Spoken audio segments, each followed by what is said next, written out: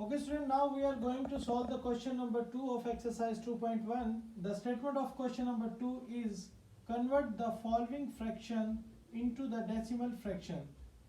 Here is the part 3 is given. It is a fraction 57 over 8. We have to convert it into the decimal fraction.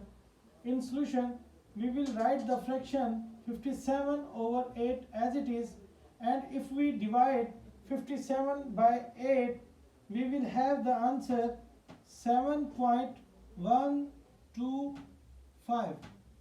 Use your calculator and divide 57 by 8, then you will get the answer 7.125.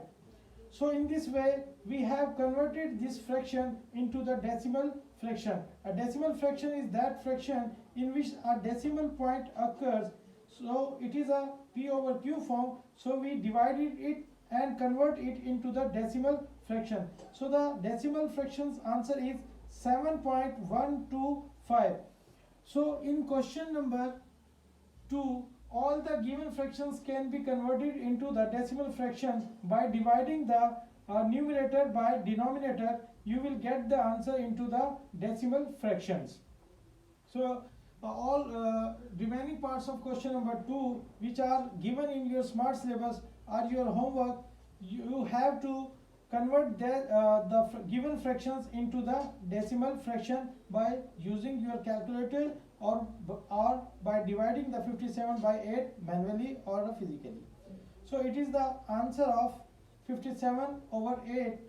7.125 is the decimal fraction of 57 over 8.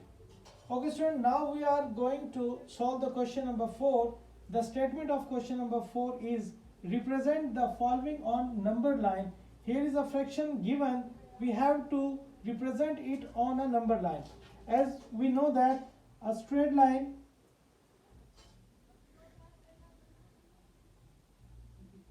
L is given, which is called the L coordinate. The center of the L coordinate is 0, which is a neutral number. On the left side of the 0, the negative integers are shown, and on the right hand side the positive integers will be shown. So we have to represent the 2 by 3. So there is a no whole number. So we will convert 0 to 1 into 3 equal parts. 1, 2 and 3.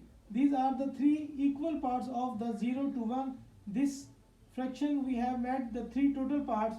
Now we represent the numerator, which is 2. So we will count after the 0, 1 and 2. So on this point our fraction 2 by 3 will be represented. So it is the point where the 2 by 3 is shown. So in this way you can represent any number on a number line. So 2 by 3 is represented or shown on the number line on this point. So in question number 4, some numbers are given. You have to represent on the number line by using the number line. Question number 4.